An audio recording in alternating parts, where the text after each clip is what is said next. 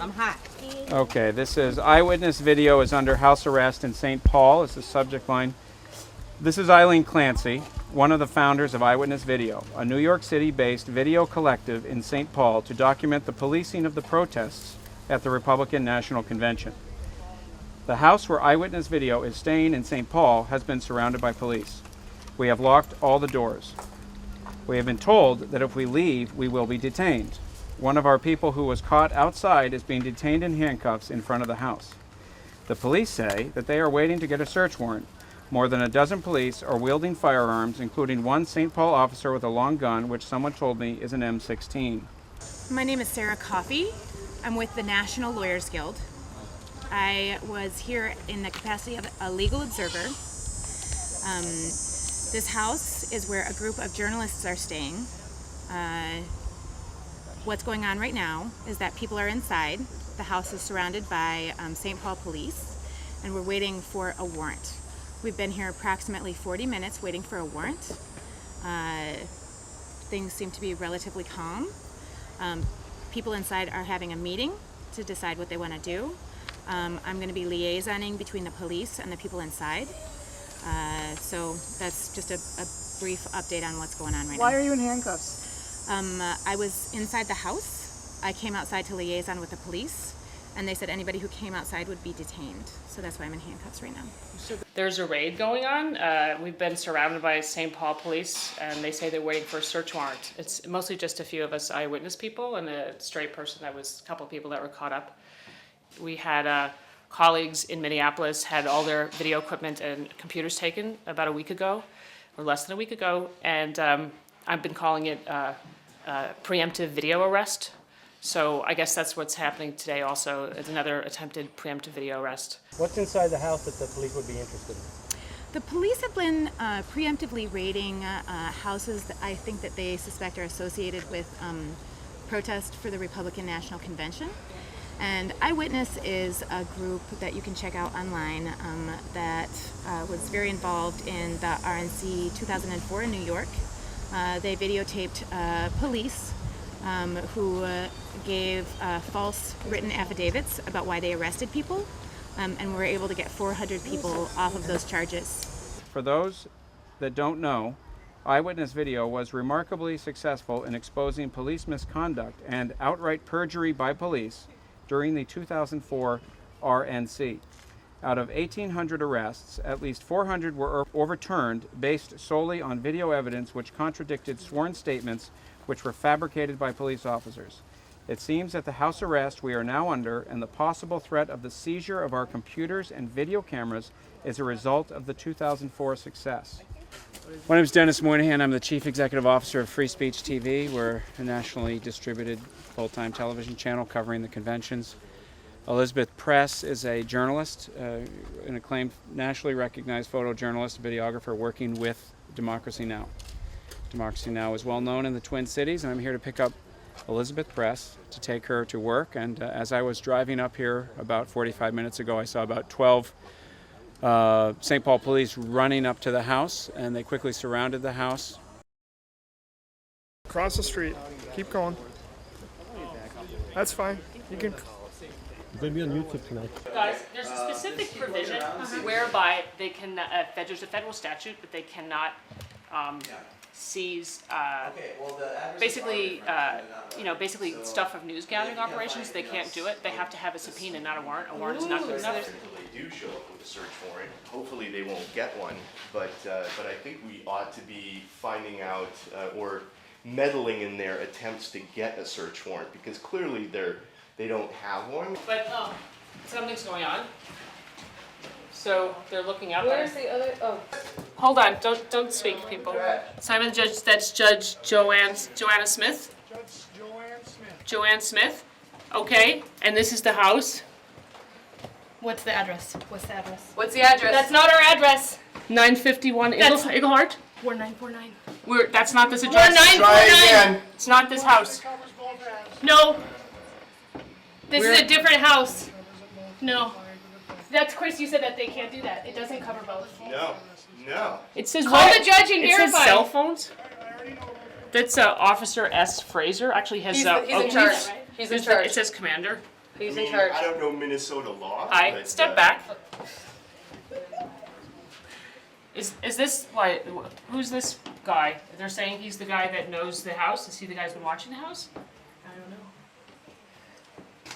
So we're in one half of a house. This is 949. The warrant says 951. Apparently, And so it requires the apple, equipment no, in apple, here, apple, which apple. is possessed by journalists, is journalist work product, and it's protected under federal statute 42 USC 2000 AA. That requires that police use a subpoena instead of a warrant to seize it. So we are going to assert our privacy protections under that federal statute if they decide to seize any of our equipment. It's the Robbie Burns poem, The Well-Laid Plans of Mice and Men Gang Aft a Glay, which is sort of like, I guess, go awry. You know, as we try to come up with a way to resolve these problems with the police, you know, excessiveness.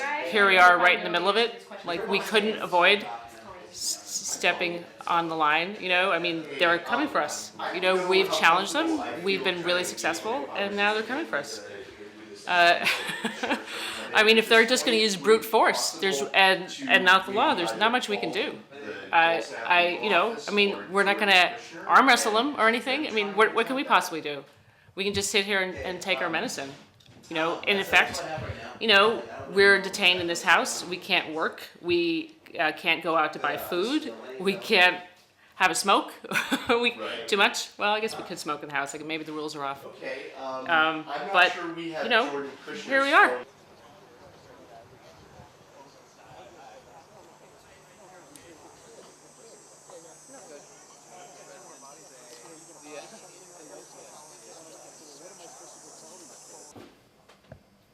Yep, that's the landlord in the check shirt.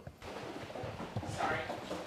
Which way will they come in if they come in here? I don't know. There's an attic entrance and there's a downstairs. I didn't check the downstairs yet. I don't think I can lock it from our side. What should we do? We can lock this door. We can lock this door Okay. now. Yeah. Come on over, hands up.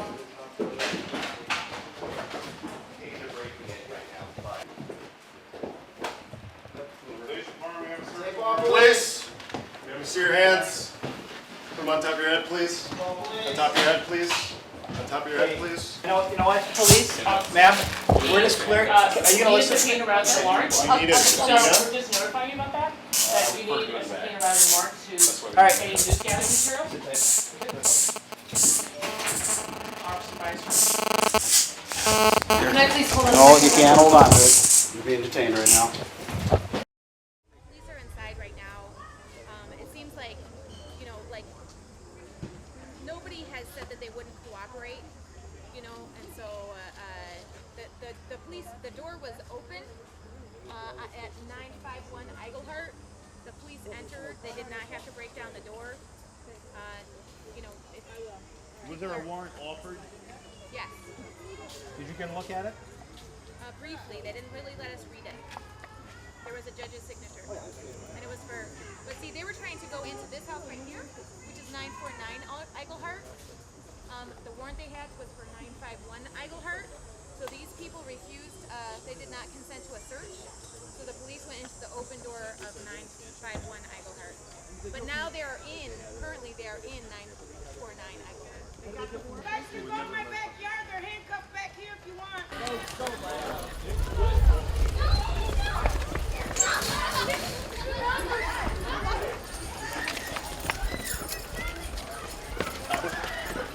Are they under arrest? You see, if they arrested us, they'd have to swear out a complaint against us. And there's nothing that they could prove. They've been detaining people for days around here. And they photograph them, they look through your materials, they copy your materials, and don't return them to you. And then you're merely detained. So you don't have the same situation where you have a police officer swearing out an affidavit, which we could prove was false. This seems to be a new technique. It sort of looks softer because maybe they will release us. But even so, we've been prevented from working here for hours today. We don't really know who's in charge. How are we going to put blame on this? And actually, if you file a lawsuit, they'll say, well, you were just held for a little while. It's sort of no big deal. So I guess it shows that you can use knowledge, you can use information, you can try to tell the truth, but brute force prevails.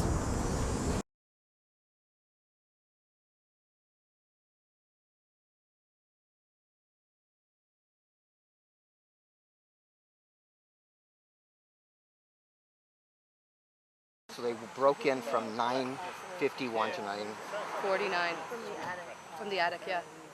We call this to drop our cameras, so we put our cameras down, still recording, but then they just turned them off. This isn't because the St. Paul police decided they should go do something, or maybe even at the Ramsey County yesterday at the Convergence Center. This is something coming from elsewhere. It's very coordinated. It's very studied. It's very orderly. And it's Kafkaesque.